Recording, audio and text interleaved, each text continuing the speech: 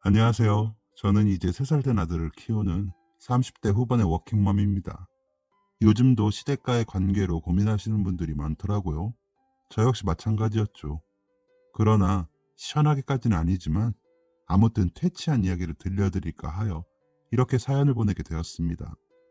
집마다 형편이 다 달라 똑같이 하지 못하는 분들도 계시겠지만 그래도 결론은 시댁은 적당한 거리를 두고 지내는 게 좋다라는 이야기를 하고 싶은 걸지도 모르겠습니다. 저희는 적극적인 남편의 도움도 있기도 해서 가능하긴 하지만요. 저는 동네에서 카페를 운영하고 있습니다. 진짜 커피가 너무 좋아서 20대 완전 짠순이 이야기 들어가며 모으고 모아 30살 되자마자 대출받아 시작하게 되었죠. 바리스타 자격증은 물론 어디서 커피 관련해 강연이 뜬다 싶으면 열심히 쫓아다녔습니다. 대학 졸업 후 대기업에 다니던 딸내미가 갑자기 카페를 차린다고 하니 부모님도 엄청 말리셨었어요. 장사는 아무나 하는 거 아니다. 도대체 뭐가 문제냐. 취미랑 생업은 다르다 하시면서요. 그때까지 특별히 속 썩인 적 없던 제가 그 부분에서만큼은 끄떡없이 고집을 피우자 나중에는 포기하시더라고요. 그렇게 시작한 카페에 손님을 끌기 위해 정말 노력했습니다. SNS에 매일 사진도 올리고 지역 커뮤니티에도 매일 들어가 저희 카페 전경을 올리고요. 그리고 맛있는 쿠키나 케이크들도 제공하기 위해 맛집에 가서 사오기도 했죠. 지금은 확장 이전에서 베이킹하는 직원이 따로 있지만 그때는 정말 혼자서 고군분투했었습니다. 진짜 잠도 못 자고 SNS에 사진구도 연구하고 커피 볶고 내리고 혼자서 다 하다 보니 회사에 다닐 때보다 개인 시간은 더 없어지더라고요. 그렇게 30대 초반은 장사로만 보냈습니다. 그 결과 손님은 차츰 늘더니 지금은 SNS 감성 카페로 유명해져서 이 동네 젊은 분들께서 많이 찾아주시고 계십니다. 아무튼 그렇게 장사로 정신없이 보내며 살던 어느 날 대학 후배가 절 찾아왔더라고요. 약속 지키러 왔다면서요. 무슨 말인가 싶어 어리둥절하고 있으니 선배, 제가 30살이 되면 그때는 사귀자고 했잖아요. 하더군요. 그때서야 기억이 났습니다. 그 후배는 저보다 3학번이 늦은 기수인데 동아리에서 우연히 몇 번 인사를 했었을 때 저에게 그 얘기를 했었거든요. 당시에는 귀엽기도 하고 농담이라 생각해 그래라 그랬는데 그걸 기억하고 왔더라고요. 너무 웃겨서 막 웃었더니 선배 진짜 잘 생각해야 해요. 선배 곧 30대 중반인데 저 놓치면 진짜 후회할걸요. 저 이제 회사에서도 발돋움 중이고 여기저기서 선도 들어와요.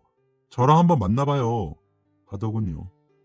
오랜만에 나타나 너무 엉뚱한 소리를 하기에 야, 나 바빠. 카페 일도 많고 정신없게 하지 말고 조용히 커피 마시고 가. 라며 그냥 넘겼습니다. 그런데 그 후배는 그날 이후에 매일 찾아와 설거지도 도와주고 매장 청소도 도와주며 카페 문 닫을 때까지 있다가 갔습니다. 처음에는 저러다 말겠지 했는데 3개월이 넘고 나니 어느새 그 후배에게 의지하고 있더라고요. 모든 걸 혼자 하다가 누군가 거들어주고 함께 해주니 힘이 됐었던 것 같습니다. 그래서 어린 후배라고만 생각했던 그가 어느새 남자로 보이더군요. 그러다 보니 자연스럽게 카페 문 닫고 심야 영화도 보고 술도 마시고 하게 됐죠. 그렇게 후배는 남자친구가 되었습니다. 그러던 어느 날 몸이 너무 이상하고 피곤한데 아랫배가 묵직한 것이 생리 날짜가 됐는데도 시작을 안 하더군요. 아무래도 몸에 이상이 있는 것 같아 산부인과를 찾았는데 세상에 임신이라는 겁니다. 머릿속이 아득해지고 이 사태를 어떻게 헤쳐나가야 할지 고민이 되더군요. 일단은 남자친구에게 알렸습니다. 어떡하지? 몸이 안 좋아서 병원 왔는데 임신이래. 8주 라는데? 라고 메시지를 보냈습니다. 1시간 동안 답이 없더군요. 제 속은 까맣게 타고 아이를 어떻게 해야 하나 고민을 하면서 남자친구 욕을 속으로 하고 있었습니다. 야속하고 배신감도 들고 너무 쉽게 사람을 믿었나 싶어 눈물이 날 것 같았습니다. 바로 그때 카페 문이 벌컥 열리며 풍선에 꽃다발에 주렁주렁 달고 나타난 남자친구는 벌써 눈물을 흘리며 제게 다가와 무릎을 꿇더니 나랑 결혼해주라. 내가 진짜 잘할게. 라며 급할 때 나오는 사투리로 말하더군요. 그런 남자친구 손에 들려있던 반지를 제 손에 끼우며 그래 라고 말하고는 같이 울어버렸습니다. 그때 손님께서 몇 분 계셨는데 어리둥절하시다가 박수 쳐주시고 축하해준다고 해주셔서 저희는 더 울어버렸습니다. 그렇게 저희는 결혼 준비를 하게 되었죠. 급하게 하는 거라 집은 남자친구가 지내고 있는 투룸 전세에서 시작하기로 했습니다. 혼수도 꼭 필요한 거 아니면 다 생략하기로 했죠. 이불이나 장롱, 침대 같은 것들만 좀 바꾸고 나머지 돈은 이사를 위해 모아두기로 했습니다. 남자친구는 집 전세값 포함 1억, 저도 1억을 내고 그 돈 안에서 혼수를 하기로 했습니다. 임신 중이라 멀리 신혼여행도 못 가니 커플링과 시계는 좋은 걸로 하자고 이야기도 했었죠. 양가 부모님께도 그렇게 말씀드리고 저희 집부터 인사를 가서 허락을 받았습니다. 나이 찬 딸이 임신까지 해서 그런지 저희 부모님께서는 남자친구에게 굉장히 호의적이었습니다. 그러면서도 당부의 말도 잊지 않으셨습니다. 얘가 은근히 고집이 너무 세서 부딪히면 싸울 거네. 어지간하게 맞춰주면 너무 고마울 것 같아 하고 말이죠. 남자친구는 실실 웃으면서 걱정 마세요 어머님 아버님, 저는 그저 다 좋습니다 하며 웃어버리더군요. 그런 남자친구를 보시곤 저희 부모님은 그래 그렇게 서로 예뻐해주면서 살아, 그럼 다 이겨낼 수 있어 하시더군요. 남자친구 집은 지방이라 가게 쉬는 날 남자친구가 월차를 내고 내려갔습니다. 생각보다 굉장히 멀어 가면서 몇 번이나 쉬어갈 수밖에 없었죠. 그렇게 도착해보니 음식이 잔뜩 차려져 있어 깜짝 놀랐습니다. 진짜 동네 잔치를 해도 음식이 남겠더라고요. 그래서 사간 과일이랑 제가 직접 로스팅하고 분쇄한 고급 원두랑 드리고 앉아 식사부터 하게 되었습니다. 입덧은 없던지라 맛있게 먹었습니다. 음식은 모두 맛있더라고요. 산지가 가까워서인지 회도 맛있고 매운탕이 시원하니 좋더라고요. 그래서 먹고 있는데 남자친구 어머님께서 임신 중에 회 먹으면 배탈 나. 매운탕은 매워서 아기 피부에 안 좋다. 시며 고기 먹으라고 갈비찜과 불고기를 권하시더군요. 김치도 동치미를 일부러 하셨다며 주셔서 아, 챙겨주시는구나 싶어 감사한 마음으로 잘 먹었습니다. 곁에 있던 남자친구 누나는 그런 모습을 보며 엄마, 얘가 애야. 요즘 사람들은 그런 것 좀 불편해. 좀 그러지 좀 마. 그치? 하며 초면에 말을 놓더군요. 저랑 동갑으로 알고 있어 기분은 나빴지만 처음 인사하는 사이니 좋은 게 좋은 거라고 넘겼습니다. 그렇게 식사를 끝내고 후식과 차를 마시며 저희 결혼에 대해 말씀을 드렸습니다. 그러시더니 커튼과 이불은 어떤 걸로 사야 하고 침대는 어느 방향으로 놓고 에어컨이나 선풍기는 나중에 사야 한다며 이야기하시더군요. 그때는 그런 게 그저 자식 결혼시키는 부모님의 마음이겠거니 싶어 나쁘게 느껴지지 않았습니다. 게다가 어머니 몸이 안 좋으시다고 들어서 걱정이 많아 그러려니 했어요. 그런데 남자친구 누나가 나서며 엄마 주던 용돈 계속 줄 거지? 엄마 연금이랑 그 100만 원이랑 해서 생활하는데 너 괜히 그런 거 막을 거 아니지? 뭐 그거는 좀 지켜라 하더군요. 남자친구에게 하는 이야기인가 싶어 가만히 있었는데 저에게 하는 이야기더군요. 그러자 남자친구가 누나 내가 알아서 할게. 아, 그리고 왜 자꾸 반말해. 누나랑 동갑인데 예의 좀 지켜 하더군요.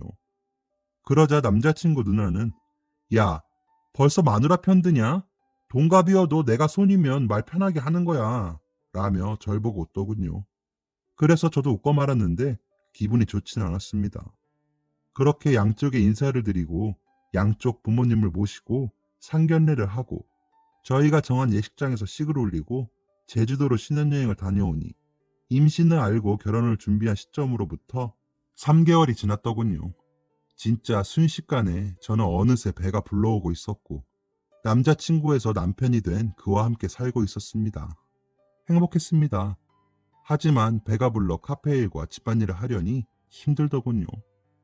남편과 집안일 분배를 잘해서 힘들지 않게 하고 있다고 생각했는데도 너무 힘들었습니다. 그리고 왜 이렇게 잠은 쏟아지는지. 또 결혼 전부터 가게도 확장하기로 움직이고 있었는데 일이 더 많아져서인지 모든 게 버겁게 느껴지더라고요. 남편이 여전히 퇴근 후 마무리를 도와주는데도 벅차다고 느껴졌습니다. 그래서 알바 직원을 한 명 더 뽑으려 면접을 보려고 공고를 냈습니다. 그래서 여러 명이 지원하여 문의 전화도 오는 상황인지라 모르는 번호로 오는 전화도 모두 받았죠. 나야, 어떻게 너네는 시골 올리고 나서 엄마를 한 번도 안 모시니? 너 시어머니 혼자 산다고 무시하니? 하더군요. 깜짝 놀라기도 하고 무슨 말인가 싶어 누구세요? 라고 하니 어머? 너 내 전화번호도 없어? 야 진짜 너무하네. 나야 너 시누이 라고 하더군요. 그래서 어머 형님 제가 경황이 없어서 번호가 없었네요. 그리고 무슨 말씀이신지 모르겠어요. 라고 답했습니다. 모르긴 뭘 몰라. 신혼집에 너희 시어머니 초대하라고. 아니 결혼하고 신혼여행 다녀온 지가 언제야? 라더군요. 계속되는 야소리에 기분 나쁜 투의 말투가 거슬리고 기분이 나빴지만 일단은 좋게 대하자 싶었습니다. 그래서 형님 제가 가게 확장 때문에 신혼여행이 엄청 바빴어요. 이거 정리되면 어머님이랑 모시던지 할게요. 라고 답했더니 야 너는 일이 먼저야? 결혼했으면 남편이랑 시댁이 먼저지. 너희 부모님은 가까이 사니까 벌써 가봤을 거 아니야. 너도 뭐 친정 부모가 먼저야? 하는 겁니다. 그래서 저희 부모님도 아직 못 와보셨어요. 저 배불러서 일하면서 바쁜 거 아니까 아직 얘기도 없으세요. 효선 씨랑 상의해보고 연락 바로 드릴게요. 라고 답하니 야 아무리 임신해서 얼렁뚱땅한 결혼이라도 똑바로 해! 라며 전화를 끊더군요. 속에서는 부글부글 끓어올랐지만 가까워지는 과정이겠거니 하며 참기로 했습니다. 그렇게 카페는 확장 이전을 하고 알바를 2명 더 뽑아 교육하고 SNS 홍보며 지역 카페 홍보며 하느라 정신이 없었습니다. 그런데도 시어머니 올라오시라고 해 집이며 카페며 보여드리자고 했죠. 남편은 그래도 몸도 안 좋으신데 혼자 계신 어머니가 신경이 많이 쓰일 것 같아 시누이 일은 좋게 애둘러 얘기하고 넘어갔습니다. 그때 그러면 안 되는 거였는데 무슨 천사 흉내를 내느라 그랬는지 지금 생각해도 후회가 됩니다. 그냥 각자 살던 방식이 있으니 서로 맞춰가면 무슨 문제가 생기랴 싶었던 것 같습니다. 그래서 연락도 자주 드리고 가지는 못해도 선물도 보내드리고 그랬습니다. 어머니께서는 오셔서 카페를 보시고 집에 와보시더니 겉에는 저런 거 말고 다른 걸 했어야지. 이불은 저거 말고 없었니? 이런 그릇은 비싸기만 하고 실용성이 없어. 하시며 이야기를 하시자 남편은 엄마, 우리가 좋아서 우리가 살 집 했는데 뭐가 문제야. 다음엔 그걸로 할 테니까 지금은 그냥 그런가 보다 해. 라며 나름 막아주려고 하더군요. 그래서 그냥 좋은 게 좋은 거다 하고 넘겼습니다. 아무래도 착한 며느리 하고 싶었나 봅니다. 그게 시작인 줄도 모르고 말이죠. 시간은 더 흐르고 이전한 카페에도 손님이 조금씩 더 생기고 하니 조금 마음의 여유가 생기더군요. 하지만 몸은 더 무거워졌고 이제 아가를 만날 준비를 본격적으로 해야 했습니다. 성별은 이미 알고 있었기 때문에 맞춰서 아기 용품들도 옷도 준비하고 남편과 이렇게 작은 옷을 입는 사람이 있다며 신기해하고 있었습니다. 이름도 우리끼리는 어떤 이름이 좋겠다 하고 있었죠. 도담이나 지유리 같은 이름이 좋겠다고 생각했습니다. 그래도 혹시 몰라 장명소에서도 알아봐야 하나 고민도 하고요. 남편은 그냥 우리끼리 짓자며 예쁜 이름으로 지어서 부를 생각에 들떠있더군요. 예정일이 가까워져 올수록 배가 당기고 앉았다 일어나는 게 어려워지고 누워서 자는 것조차 힘들어지더군요. 얼른 나왔으면 좋겠다는 생각이 들 정도로요. 예정일이 한 3일 남았나? 자다가 이상해 눈을 떠보니 이불은 흥건히 젖어있고 배가 무척이나 아팠습니다. 미리 공부해둔 바에 따르면 이 상황은 양수가 터지고 진통이 시작된 거였죠. 다니던 병원에 전화를 하고 남편을 깨워 병원으로 향했습니다. 그때가 새벽 2시쯤이었던 것 같습니다. 수많은 고통과 몸부림 끝에 아이를 품에 안은 시간은 아침 9시쯤이라고 하더군요. 그런데 아이를 안자마자 언제 아팠냐 싶어 내가 미쳤구나 싶었습니다. 그 정도로 아이는 그저 예뻤습니다. 이 남자 아이와 함께 할 제 미래를 생각하며 모든 걸 다 해주고 싶었습니다. 남편의 연락을 받고 오신 부모님은 절 안고 펑펑 우시더군요. 고생 많았다는 엄마의 말에 저도 눈물이 나더라고요. 남편이 시어머니께도 전화를 했는지 전화 좀 받아보라고 하셔서 받았더니 아가, 고생 많았다. 애기는 신생아실에 두지 말고 너가 데리고 있는다 그래라. 그리고 내가 올라가서 산후조리 해줄 테니까 다른 데 맡기지 말고 아기 옷은 다 삶아서 쓰고 천기저귀 써야 한다. 라는 겁니다. 서운했지만 내 새끼 내가 낳아놓고 남의 인사가 뭐가 대수냐 싶어. 어머니, 제가 다 알아보고 결정했으니까 안 오셔도 돼요. 저 조리원 퇴소하고 아기 100일 때나 오세요. 라고 말하고 남편한테 전화기를 줘버렸습니다. 남편이 전화를 가지고 나가며 뭐라 하는 것 같아 신경도 안 쓰고 지금은 내 몸과 우리 아기만 생각하기로 했습니다. 조리원 생활은 생각보다 편하지 않았습니다. 수유 시간에 운동 시간에 아기 용품 만들고 아기 관련 교육받고 하느라 바쁘더군요. 남편은 회사에 휴가를 내고 가게와 조리원에 오가느라 바빴죠. 그렇게 조리원에서 일주일을 보내고 교육받고 오니 부재중 전화가 10통이나 와 있는 겁니다. 깜짝 놀라 보니 시어머니 4통, 시누이 6통 와 있더군요. 일단 시어머니께 전화를 했습니다. 받자마자 아니, 내가 할미인데 아기를 봐야지. 왜 못 들어가게 하니? 내 새끼 안아보지도 못하게? 라며 소리를 지르시더군요. 깜짝 놀라서 어머니, 그러게 제가 천천히 올라오시라고 했잖아요. 저도 아기도 외부인 못 만나게 되어 있어요. 어디세요? 라고 하니 당장 나와라. 짐 싸. 나랑 집에 가서 조리하자. 하시는 겁니다. 어이가 없었지만 일단 기다려보시라고 말씀드린 후 남편에게 연락해 버스 잘 태워드리라고 했습니다. 그러더니 시누이에게 전화가 와 받았습니다. 야, 너가 우리 엄마 길에 세워놨어? 아픈 노인네가 거기까지 가서 산후조리 해주마 했으면 감사합니다 하고 정리하고 나올 것이지. 뭐 내려가? 너 어린 남편이랑 산다고 아주 시대 식구가 웃음니? 하는 겁니다.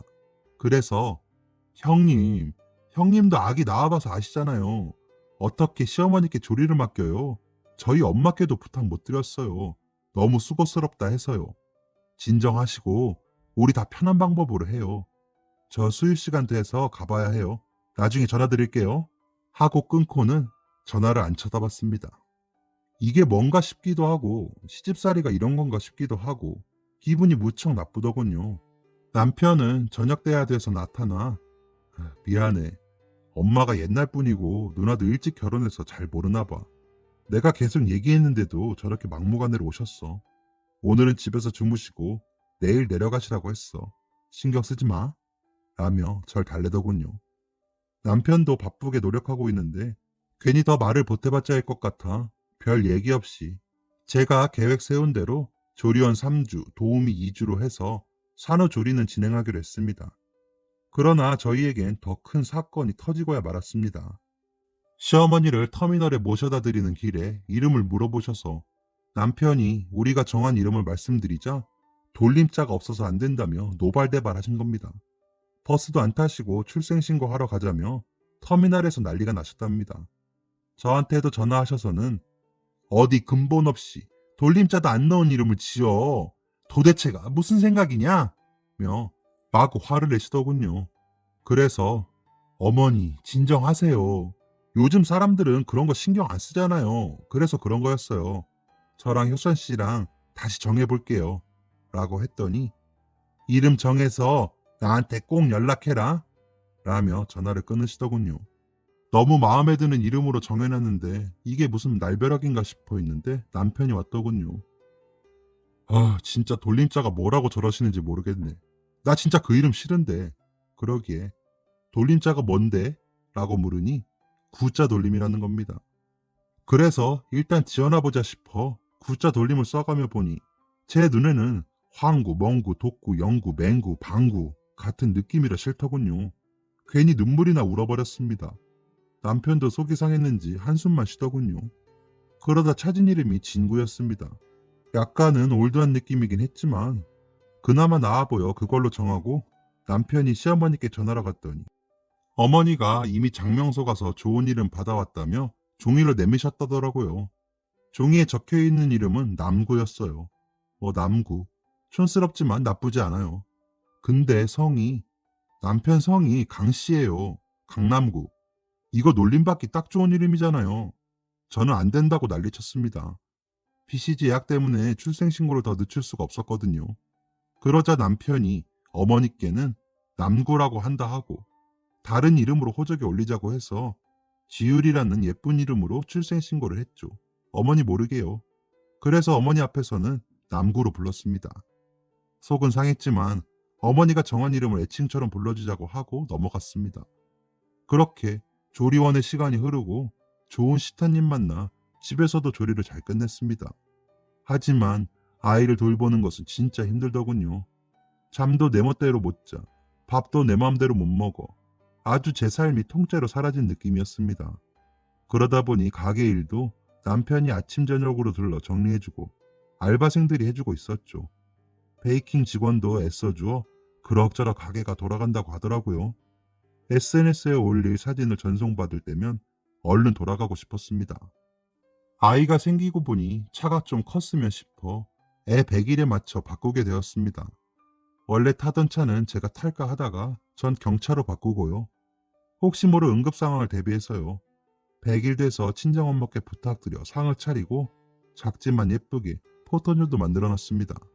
이제 아이 데리고 가게 정도는 다닐 생각에 들떠있기도 했습니다. 남편이 터미널에 가서 시어머니와 시누이를 만나 오기로 해서 기다리고 있는데 입구가 시끌벅적 하더군요. 무슨 일인가 싶어 문을 열어보니 시어머니께서 남편에게 화를 내고 계시더라고요. 그래서 어리둥절해 있는데 집 안으로 들어오시며 아니 차를 바꿨으면 말을 해야지. 그런 집안 대소사를 너희끼리 할 거니? 세상에 차를 2대나 들였다며? 이걸 말을 안 했어? 라고 하시는 겁니다. 어이도 없고 저희 부모님 계신 데서 이게 무슨 일인가 싶어 화가 확 오르더라고요. 어머니, 저희가 탈자를 왜 어머니께 상의 드려요? 어머니께서 사주실 것도 아닌데. 그리고 저희 부모님 계신데 이렇게 큰 소리 내시니까 저도 기분이 안 좋네요. 해버렸습니다. 그랬더니 그제서야 민망하셨는지 저희 부모님께 인사를 드리시더군요. 시누이는 눈치라는 게 없는지 아이고 우리 엄마는 손주 이제야 보는데 사돈 어른들은 벌써 물고 빨고 다 하셨겠네 하는 겁니다. 그러자 남편이 장모님이 음식이랑 떡이랑 다 해서 오셨는데 그게 무슨 말이고 생각을 좀 하고 말해라. 그간에 바빠서 와보지도 못하셨다. 뭐 엄마랑 누나 너처럼 할 일 없는 사람인 줄 아냐? 하며 신의 단속을 해주더군요. 어색한 분위기 속에 사진 찍고 식사 마치고 저희 부모님은 집으로 돌아가셨습니다. 시어머니와 시누이도 밤차로 내려가라고 하며 남편이 터미널로 가더군요. 남편의 표정이 어둡자 두 분은 아무 말 없이 가셨습니다. 집으로 돌아온 남편은 한숨을 쉬며 아휴 엄마가 유난이고 누나가 주책이라 미안해. 내가 그런 거 알아서 미리부터 단돌이 했는데도 안 먹힌다. 진짜 미안해.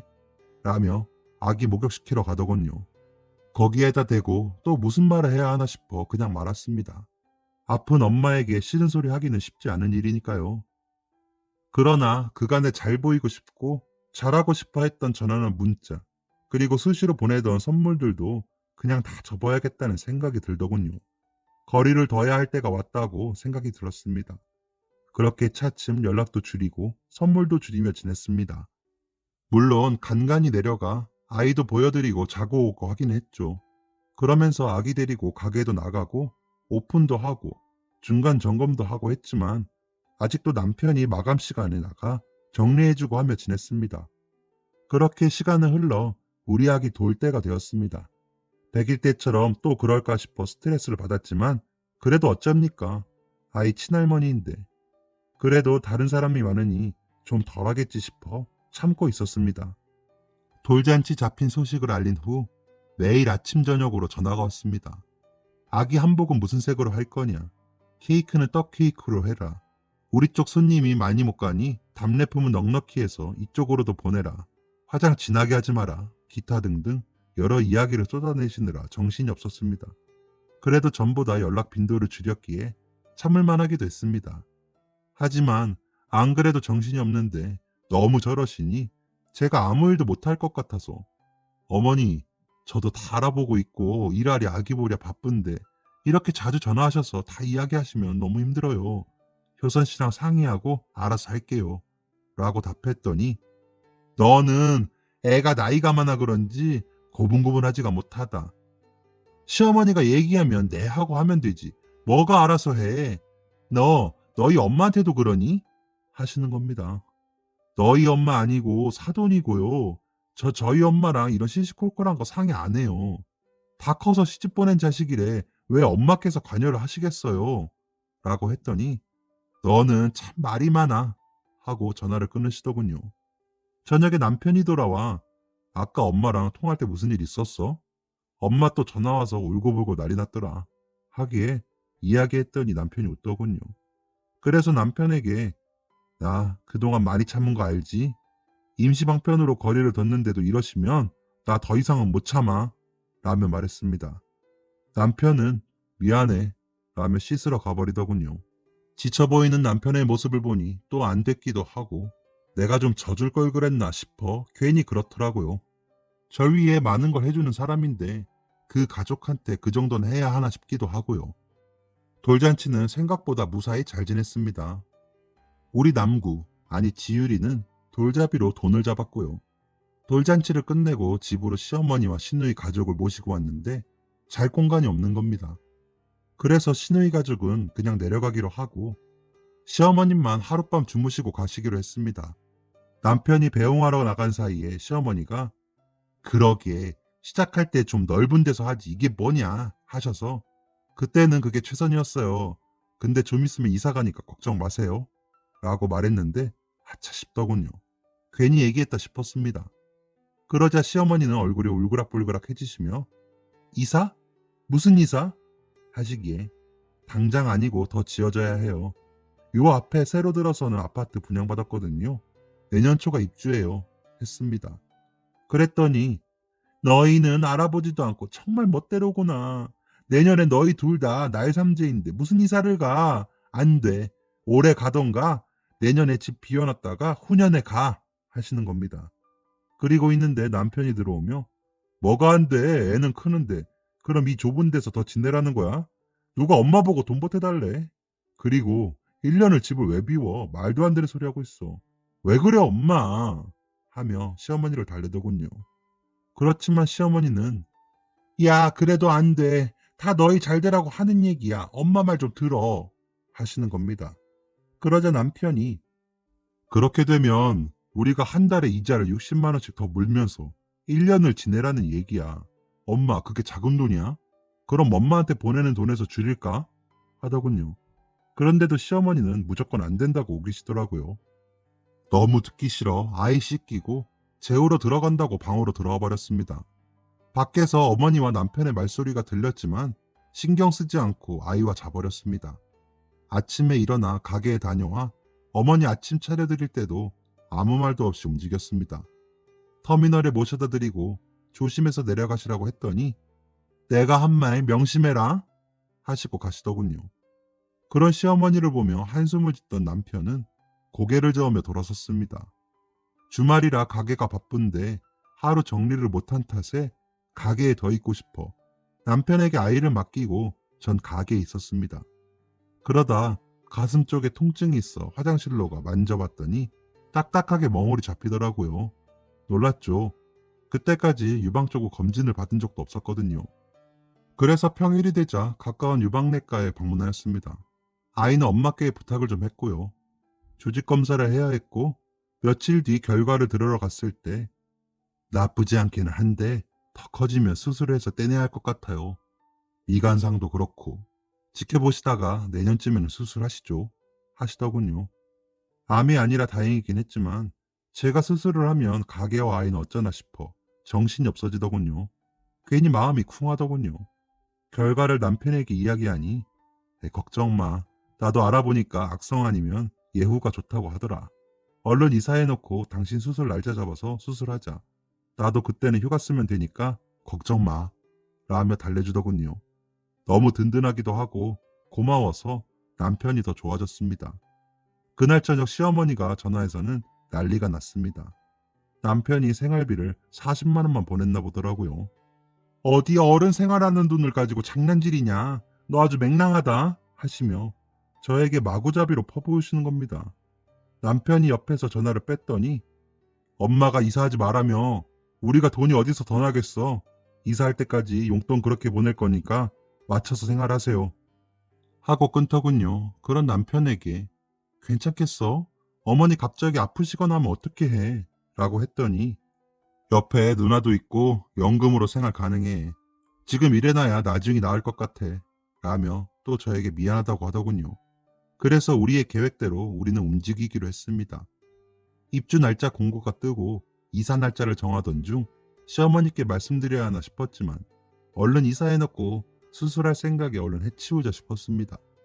그래서 이사를 하고 아무 말 안 하고 있었죠.